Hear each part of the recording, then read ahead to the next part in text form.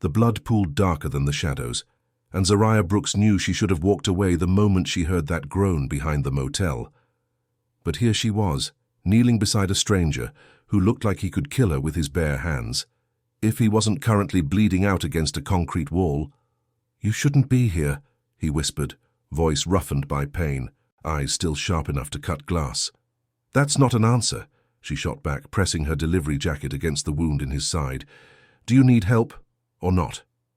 His laugh was dark, humorless. "I don't need help. You're bleeding. It's not fatal. That's what people say right before dying." Something flickered in his expression. Surprise, maybe. As if he wasn't used to people who didn't run from him. "I'm not dying," he said quietly. "Good," Zariah replied, sliding his arm over her shoulders, "because I'm not letting someone bleed out while I'm carrying French fries." She didn't know his name yet. Didn't know about the dragon tattoo hidden beneath his torn shirt, or the empire he controlled from the shadows, or the fact that helping him would change everything. All she knew was that conscience had won over instincts, and Han Dae-sung, Korean Mafia boss, feared by enemies, respected by allies, was about to discover what it meant to be saved by someone who had absolutely no idea who he was. Welcome to Korean Mafia lovers. Drop a comment telling us where you're watching from and hit that subscribe button. Your support helps us bring you more incredible stories like this one. The motel off Highway 17 existed in that grey space between legitimate business and something darker. Zariah Brooks had delivered there enough times to know the rules. Keep your head down, drop the food, take the photo, get out. Tips were decent, and her electric bill wasn't going to pay itself. She pulled her little blue hatchback into the gravel lot, headlights sweeping across peeling paint and crooked metal stairs. Room 12. Simple enough. The air smelled like cigarettes and regret as she walked toward the door, insulated bag slung across her shoulder. She knocked lightly. "Delivery." Silence. She knocked again, checking her phone. The customer had prepaid, tipped well. Maybe they were in the shower. That's when she heard it, a low, pained groan from behind the building. Every instinct screamed at her to leave. Get in the car, drive away, pretend she'd never heard anything. But Zariah had never been good at ignoring people in trouble. Her grandmother had raised her to believe that turning away from someone in need was the fastest way to lose your soul. She stepped around the corner, phone gripped tightly in her free hand, and froze. A man slumped against the concrete wall, one hand pressed to his ribcage, the other bracing himself upright. His suit jacket was torn, dark with blood. His knuckles were scraped raw. His breathing came in careful, controlled measures. But what stopped her wasn't the blood or the obvious pain. It was the way he looked up at her, slow, focused, assessing her in a single sweep like he was still the most dangerous thing in that parking lot, despite barely being able to stay conscious. Their eyes met, Korean features, sharp and defined like they'd been carved from stone. Not handsome in the polished celebrity way, handsome in the dangerous, disciplined way. A face built on survival, eyes that had seen too much but missed nothing. His hair was perfectly styled despite the circumstances, a mid-fade cut with the top parted in the middle and swept smoothly to both sides. "Do you need help?" she asked, surprised by how steady her voice sounded. He blinked once, as if surprised the universe had given him someone who hadn't already run. "You shouldn't be here," he said, voice low and roughened by pain. "That's not an answer." "I don't need help. You're bleeding. It's not fatal. That's what people say right before dying." A faint, humorless smirk tugged at the corner of his mouth. "I'm not dying." "Good," she said, stepping closer despite every rational thought telling her to back away. "Because I'm not letting someone bleed out at the back of a motel while I'm carrying French fries." His eyes narrowed slightly. "Delivery girl?" "Yeah, and right now the only person I'm delivering is you." He didn't argue, which told her more than words could.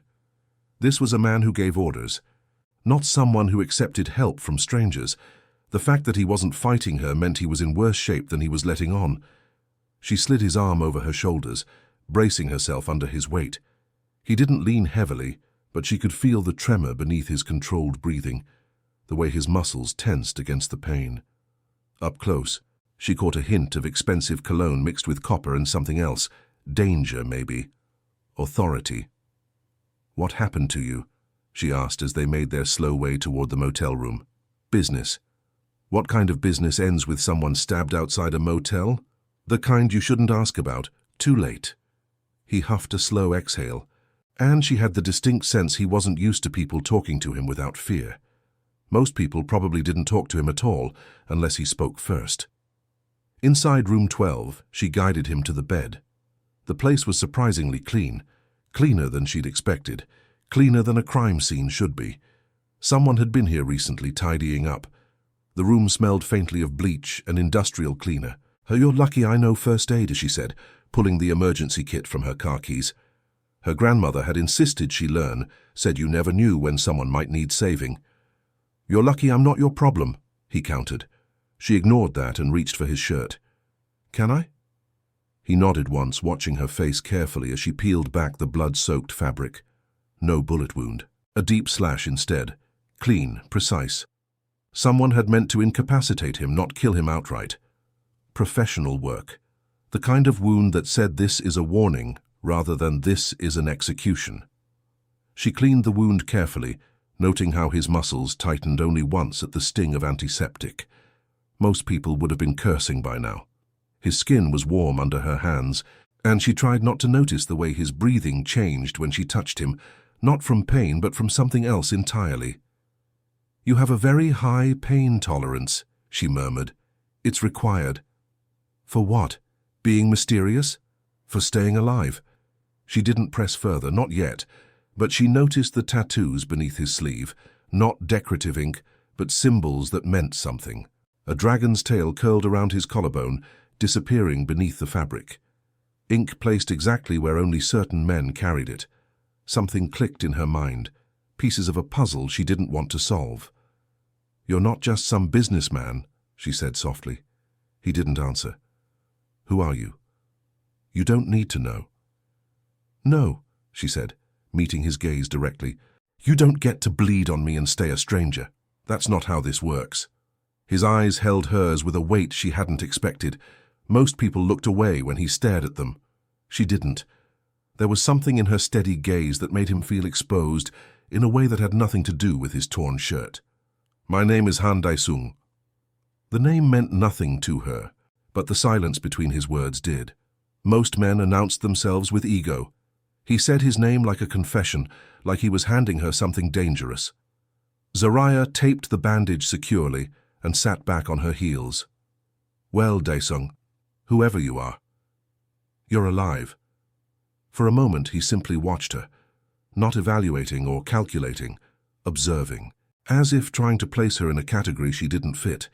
She had gentle hands but a strong voice, soft eyes but an unshakable spine. "You should go," he said finally. "If anyone comes back, they won't." "You don't know that." "But you do," she said. "Which means you're staying alert, and I'm not leaving someone who can barely sit straight." Dae-sung exhaled slowly. "I don't want you involved." "You already involved me by bleeding where I could find you." Something in his expression shifted. Not softness exactly, but recognition. A woman who didn't scare easily, who made decisions based on what was right, not what was safe. The knock came at 1:27 a.m., 3 short taps, too controlled to be random, too deliberate to be a mistake. Dae-sung stiffened, every muscle in his body going taut despite the injury. His hand moved instinctively toward the nightstand. Zariah hadn't even noticed he had a weapon there until this moment. "Get behind me," he whispered. "No," she whispered back. "Do it." She shook her head. "I'm not hiding in the bathroom while you die at the door." His eyes flashed, anger or admiration, she couldn't tell which. "Zariah?" But she'd already moved toward the light switch, plunging the room into darkness. The knock came again, heavier this time, more insistent. Whoever was outside wasn't going away. Dae-sung motioned for silence, positioning himself beside the door with fluid precision, despite his injury. Even wounded, he moved like a predator, controlled, economical, deadly. He gave her a warning look that said, "Stay down, stay quiet, stay alive." She nodded, crouching low behind the bed. When the knock turned into a forceful shove against the door, She reacted faster than he expected, grabbing the motel chair and wedging it under the doorknob. The door rattled violently. Someone cursed in a language she didn't recognize. Korean, maybe, or Mandarin. The voice was rough, impatient. Daesung's eyes widened a fraction, surprised by her quick thinking. "Smart," he whispered. "Thanks," she whispered back. "I've seen movies." He almost smiled. The attacker tried again, throwing their weight against the door. The chair held. After a few more attempts, footsteps retreated across the gravel lot. A car engine started, then faded into the distance. When silence returned, Daesung lowered his weapon, a gun that looked military-grade and definitely not legal. "You okay?" he asked. "You're the one leaking," she said, noticing fresh blood seeping through his bandage. His eyebrows lifted slightly. "You're not afraid." "I'm terrified," she corrected. "I'm just still here anyway." That was the moment he knew she was dangerous in a way he wasn't prepared for. Not to his life, to his carefully constructed solitude. By sunrise, the motel parking lot was empty, except for her little blue hatchback and his black sedan, with tinted windows and what looked like reinforced plating, the kind of car that cost more than most people made in a year. Zariah helped him into the passenger seat, noting how he moved, still controlled, still aware of his surroundings, but favoring his injured side. The car's interior was immaculate, leather seats and high-tech dashboard that looked like something from a spy movie. "You're going to a hospital," she said, starting her car. "No." It was firm, but not cold. "Hospitals report wounds. Reports reach enemies. I'll be fine." She crossed her arms. "Do you make everything difficult?" "Yes." The unexpected honesty caught her off guard. He sat back in the seat, wincing slightly. "You can leave now, go back to your life. Forget this happened. And if I don't, then someone might think you matter to me. And that's bad. For you." She met his gaze, steady, unflinching. "If someone's hunting you, I'm the only witness who stood between you and dying in a motel. I'm already a target." He clenched his jaw. He knew she was right. He hated that she was right. "What happens now?" she asked. "You forget me." "No." "Zariah." "Daesung," she countered. "I'm not walking away from someone I saved. That's not who I am." He exhaled slowly. Not frustration, resignation. "You don't understand the world I live in. Then explain it to me." He looked away, out the windshield toward the rising sun, painting the sky in shades of pink and gold. For a long moment he was quiet, and she wondered if he was going to shut down completely. "People who get close to me," he said finally, voice barely above a whisper, "end up paying a price they never agreed to." Zariah didn't speak for a long moment. She watched him in the morning light, this dangerous, controlled man who was trying so hard to protect her from himself. "Let me choose whether I stay," she said. His eyes snapped back to her. "Most people run," he said. "I'm not most people." There it was. The truth neither had meant to say aloud. The choice wasn't his to make anymore. It was hers. And she was choosing him, slowly, deliberately, with full awareness of the danger. He didn't smile, but something softened in his chest, loosening like a knot untied by gentle hands.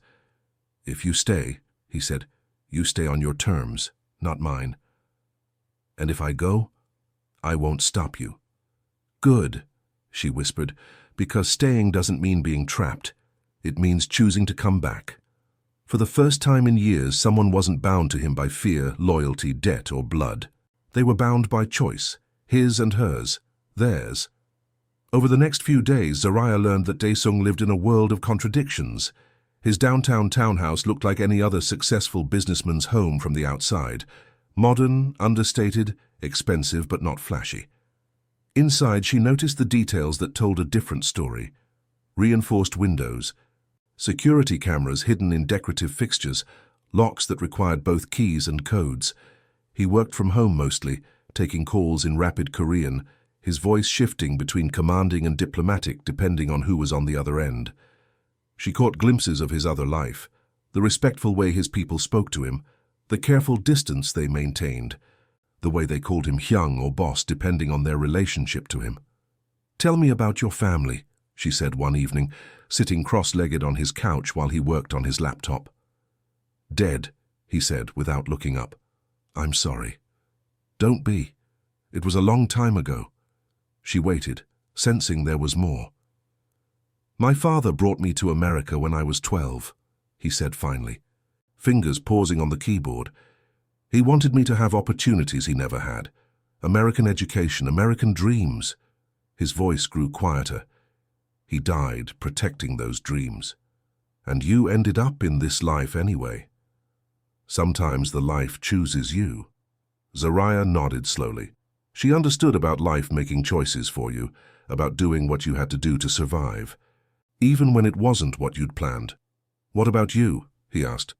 "Family. My grandmother raised me. She died 3 years ago." Zariah's voice softened. "She always said I had a hero complex, couldn't walk past someone who needed help." "Is that what I am? Someone who needs help?" She looked at him. Really looked. "You're someone who's been helping himself for so long. You forgot what it feels like to let someone else care." The laptop screen reflected in his dark eyes as he studied her. "And you think you can fix that?" "I'm not trying to fix anything," she said. "I'm just here." That simple statement hit him harder than any declaration of love could have. She wasn't trying to change him or save him or make him into someone else. She was just choosing to stay. That night, Daesung's phone rang at 2 a.m. He answered in rapid Korean, his voice sharp and commanding. Zariah pretended to sleep on the couch, but she caught enough of his tone to know something was wrong. When he hung up, she sat up. "Problem?" "Someone's been asking questions about you," he said, running a hand through his hair. "My people heard your name mentioned at a rival organization's meeting." Her stomach dropped. "What kind of questions?" "The kind that mean they know you helped me." "So what do we do?" "We don't do anything. I handle this." "No." She stood up, crossing her arms. "You don't get to make unilateral decisions about my safety." "Zariah, I'm not some helpless civilian you need to protect. I made the choice to help you. I'm making the choice to stay involved." His jaw tightened. "You don't understand what you're asking. Then show me." The next evening, Daesung took her to a warehouse on the outskirts of the city.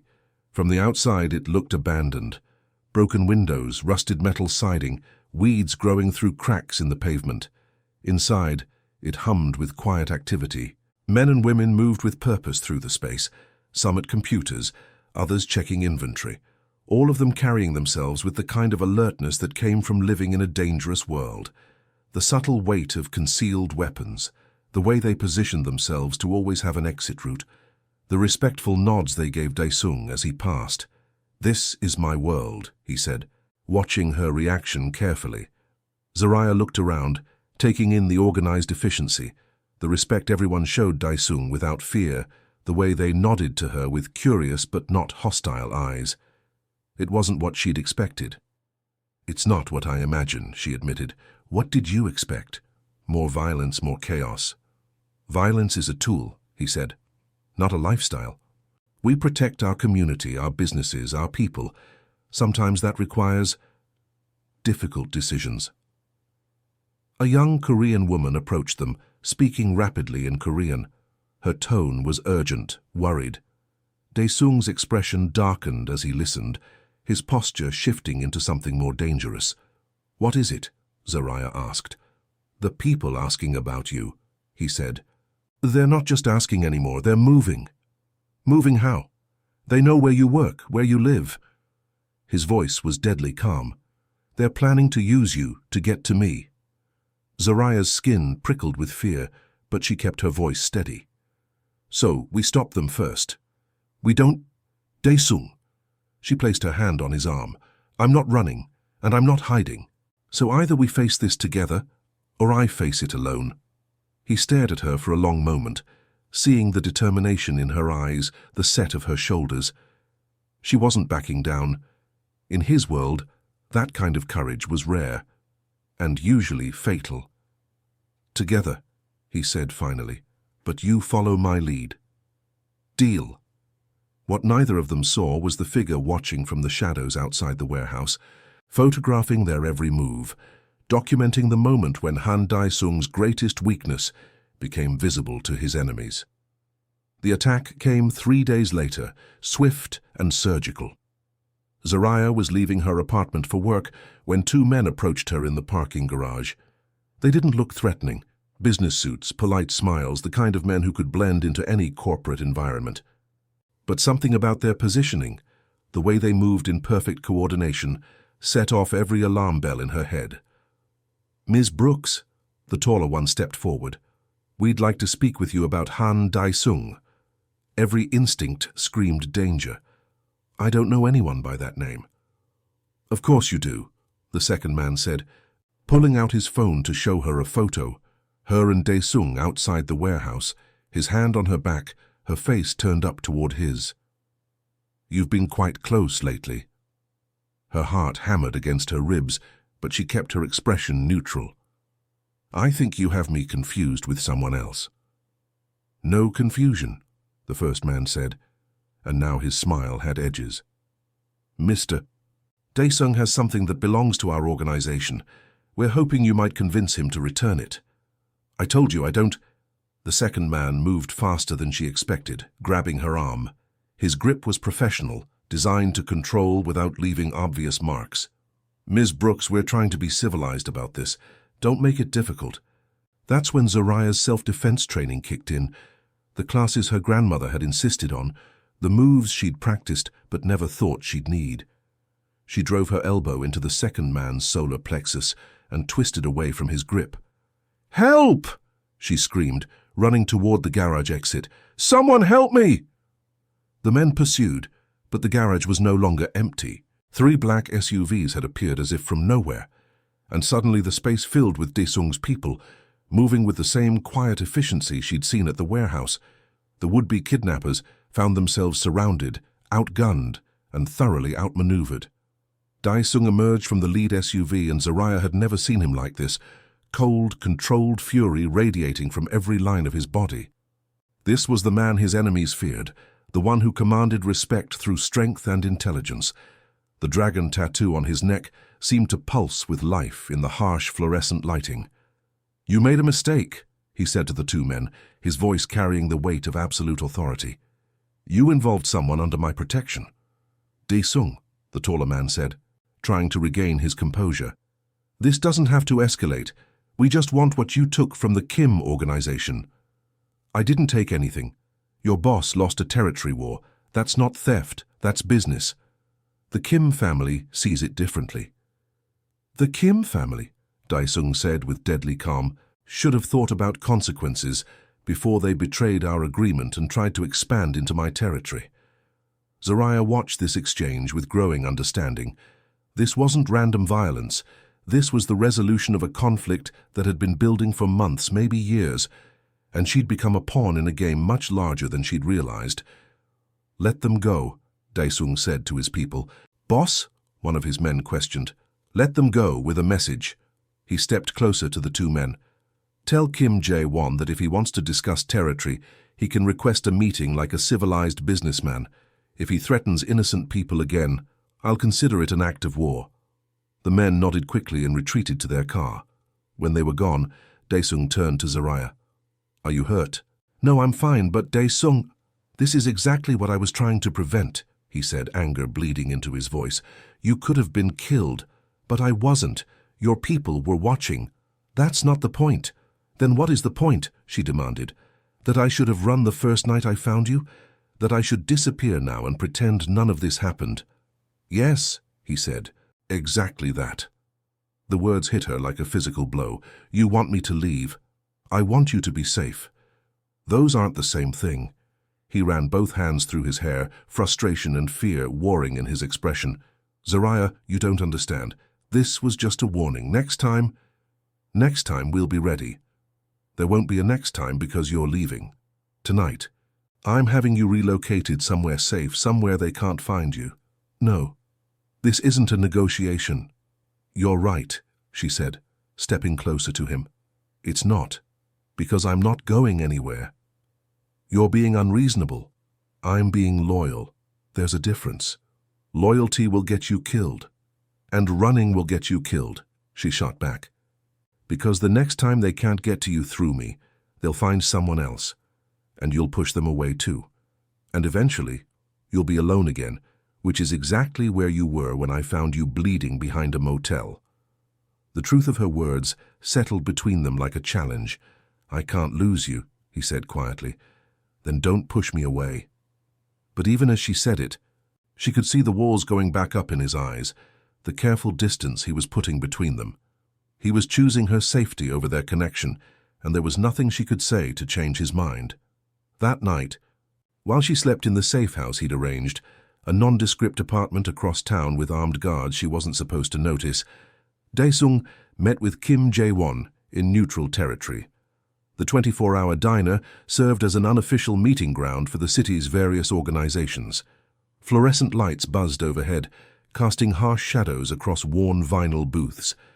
The coffee was terrible, but it was public enough to discourage violence and private enough for sensitive conversations. "You have something that belongs to me," Kim said without preamble, sliding into the booth across from Dae-sung. "I have territory that I won fairly," Dae-sung replied.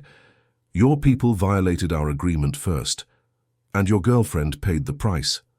Dae-sung's expression didn't change, but his hand stilled on his coffee cup. "She's not part of this. She is now, unless you want to reconsider our arrangement. What do you want? The docks? The shipping contracts? Everything you took from my operation? In exchange for? Your delivery girl stays safe. You get to keep your conscience clean." Dae-sung stared across the table at his longtime rival, weighing options, calculating costs. Everything he'd built, everything his father had died for, balanced against the safety of one woman who'd chosen to save his life. Kim leaned back, confident in his position. "She's pretty, I'll give you that. And brave. Stupid, but brave." "Watch yourself. I'm just saying it would be a shame if something happened to her. Accidents happen all the time in this city. If you touch her, you'll what? Start a war you can't win." Kim smiled coldly. "You're outnumbered, Dae-sung. Your organization is strong, but mine has allies. The Triads, the Russians, even some of the Italians. You stand alone." "I need time to consider," Dae-sung said. 24 hours, Kim replied. "After that, I can't guarantee her safety."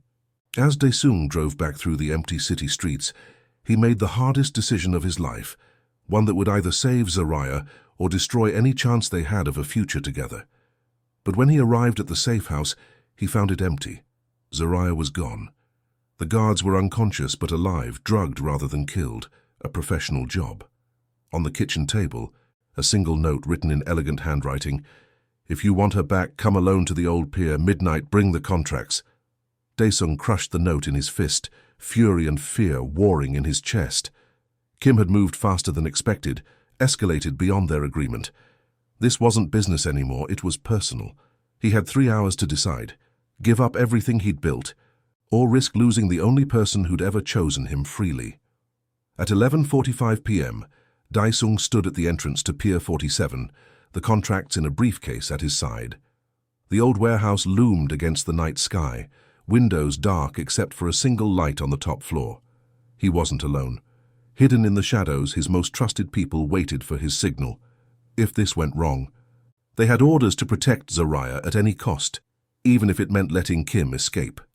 Inside the warehouse, he found them on the top floor. Zariah sat in a chair, hands zip-tied behind her back, but otherwise unharmed. Kim stood beside her with 2 of his men, looking pleased with himself. "Punctual as always," Kim said. "Do you have what I asked for?" "Let her go first. Show me the contracts." Dae-sung opened the briefcase, revealing the documents that controlled shipping access to 3 major piers, worth millions in legitimate business, worth even more in the kind of business Kim preferred. "Satisfied?" Dae-sung asked. "Almost." Kim pulled out a gun, pointing it casually at Zariah's head. "But I've decided the terms have changed." "We had a deal. We had a negotiation. Now we have a new reality." Kim's smile was cold. "You see, I realized something. You're not just giving up territory to save her, you're giving up power. And a man who gives up power for a woman is a man who can be controlled." Zariah met Daesung's eyes across the room, and he saw something there that surprised him. Not fear, determination. She was planning something. "So here's my new offer," Kim continued. "You work for me, your organization becomes part of mine. And maybe if you're very good, I'll let you keep your pet delivery girl."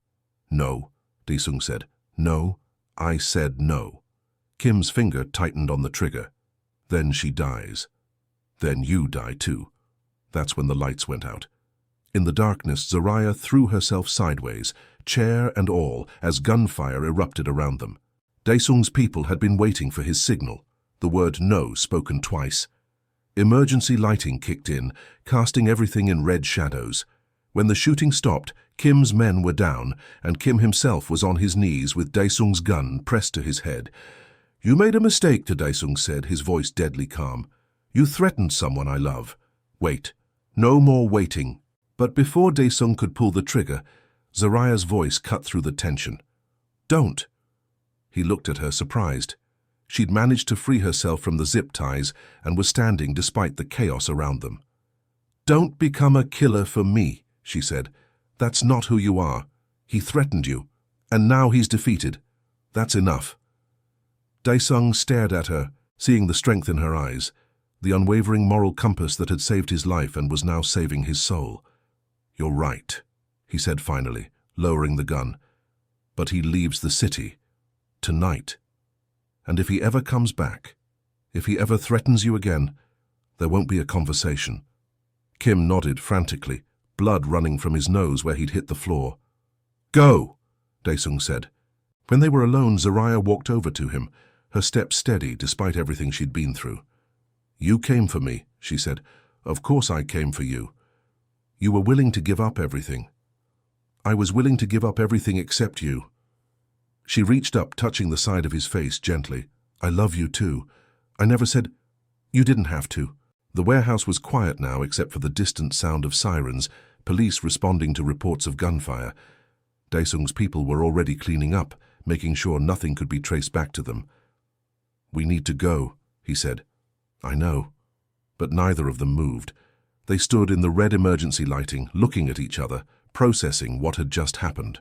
"I thought I was going to lose you," he said. "You almost did. Not to Kim, to your own fear." He nodded slowly. "I've spent so long protecting myself, I forgot how to let someone else in. And I've spent so long taking care of other people, I forgot how to let someone take care of me. So what do we do now?" Zariah smiled, the first real smile she'd managed since this whole ordeal began. "Now we figure it out together." Over the next few weeks, they did exactly that. Daesung's organization underwent a careful restructuring. Less emphasis on territory disputes, more focus on legitimate business with the muscle to back it up. Zariah brought a different perspective to his operations, seeing opportunities for cooperation where he'd only seen competition. "What if instead of fighting the other organizations," she suggested during one of their strategy meetings, "we found ways to work with them? Cooperation isn't exactly common in this business. Maybe that's why it would work." She was right, of course. Her idea to create a council of the major players, a way to resolve disputes without violence, was met with skepticism at first. But when the alternative was constant warfare, even the most hardened criminals were willing to try something new. The first council meeting was held in the same warehouse where Daesung had first shown Zariah his world. Representatives from 5 major organizations sat around a table, discussing territory boundaries and business disputes, like corporate executives. "This is either very smart or very stupid," Zariah whispered to Daesung as they watched the proceedings. "Both," he agreed. "But it's working." And it was. Slowly, carefully, but undeniably working. Mrs. Chen, the elderly woman who controlled the city's financial district, was the first to embrace the new system. "Violence is expensive," she said pragmatically. "Cooperation is profitable." Marcus Williams, whose organization managed the Port Authority, agreed. "We all want the same thing, to run our businesses without interference. This gives us a way to do that." Even Sophia Reyes, who oversaw the entertainment district and had a reputation for solving problems with extreme prejudice, seemed intrigued by the possibilities. "You realize what this means?" Daesung said to Zoraya as they drove home after the third successful council meeting. You've essentially created a criminal United Nations. I prefer to think of it as a business consortium with unconventional members. He laughed, the real laugh she'd worked so hard to earn. Always the optimist, always the realist. I just see reality differently than you do. That night, as they sat on the back steps of his townhouse looking out at the city skyline, Daesung made a decision that surprised even him. "Marry me," he said. Zoraya turned to look at him, eyebrows raised. "Is that a question or a statement?" "It's a request. Will you marry me?" "Why?" "Because I love you. Because you saved my life in more ways than one. Because I want to spend whatever time I have left making sure you never regret choosing me." She was quiet for a long moment, studying his face in the moonlight. "Yes," she said finally. "Yes. Yes, I'll marry you. But I have conditions." "Name them." "First, we do this as equals. No protecting me from your world. I'm part of it now." "Agreed. Second, we build something legitimate, something your father would be proud of." "Agreed." "Third," she said, leaning closer to him, "you have to promise me something." "What?" "Promise me you'll never again try to make decisions about our future without me." "I promise." "Good," she said, kissing him softly, "because I'm not going anywhere." 6 months later, they were married in a small ceremony attended by an unusual mix of guests: Zoraya's friends from her old life, Daesung's people from his organization, and representatives from the various groups that now made up their alliance. Mrs. Chen gave a toast about the power of unexpected partnerships. Marcus Williams presented them with a wedding gift, a legitimate shipping contract that would serve as the foundation for their new business. Even Sophia Reyes seemed genuinely happy for them, though she still carried enough weapons to outfit a small army. "I never thought I'd see the day," said Jin, Daesung's oldest friend and most trusted lieutenant, "when the boss would get married." "I never thought I'd see the day when he'd smile this much," added May, the young woman who'd first brought news of the threats against Zoraya. As the evening wound down and their guests departed, Daesung and Zoraya found themselves alone in their new home, a house they'd chosen together, with windows that didn't need to be bulletproof and locks that were just locks. "Any regrets?" he asked, echoing a conversation they'd had months ago. "Just one," she said. "What's that?" "I regret that it took almost losing you to realize how much I wanted to keep you." He pulled her into his arms, marveling at how perfectly she fit against him. "I regret that it took almost losing everything to realize that you were the only thing that really mattered." "Well," she said, smiling up at him, "we have the rest of our lives to make up for lost time." "The rest of our lives," he repeated, liking the sound of that. Outside, the city hummed with its usual energy, a mix of legitimate business and shadowy dealings, of people trying to make honest livings and others walking the line between legal and illegal. But inside their home, Han Daesung and Zoraya Brooks. Han had found something neither had expected when she'd knelt beside a bleeding stranger in a motel parking lot. They'd found peace. Not the kind that came from avoiding conflict, but the kind that came from facing it together. And in a world where trust was rare and loyalty was often bought rather than earned, they'd found something even more valuable. They'd found each other. Year later, the new office building downtown looked like any other corporate headquarters from the outside. Glass and steel reaching toward the sky, the kind of place where legitimate business happened. Inside, it housed the most efficient logistics and security consulting firm in the city. Hanbrook Security Solutions had become the go-to company for businesses that needed protection without questions, shipping that arrived on time without problems, and negotiations that ended in agreements rather than bloodshed. Zoraya Brooks Han looked up from her computer as her husband entered their shared office, carrying 2 cups of coffee and wearing the kind of smile that still made her stomach flutter. "The Kim situation?" she asked, though she already knew the answer from his expression. "Resolved permanently," Daesung said, setting her coffee down and kissing the top of her head. "He's decided to focus on his legitimate businesses in Seattle.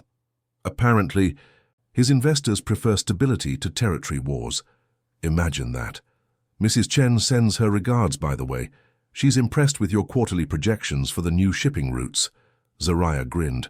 Who knew that treating protection like a business instead of a war would be so profitable? You did. We did.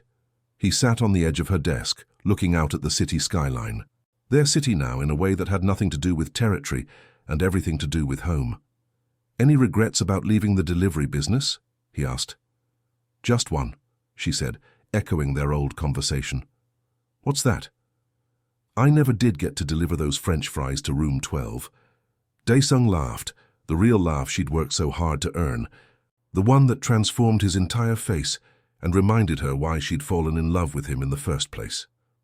I'll order some tonight, he said. You can deliver them to me personally. Deal. But I'm keeping the tip. Always the negotiator. Always the businessman. As the sun set over the city, they now protected together, not through fear or violence, but through cooperation and mutual respect. Zariah reflected on the strange path that had brought them here. A delivery gone wrong, a stranger bleeding in a parking lot, a choice to help instead of walk away. Sometimes the most ordinary moments led to the most extraordinary lives. Sometimes when you saved someone's life, they saved yours right back.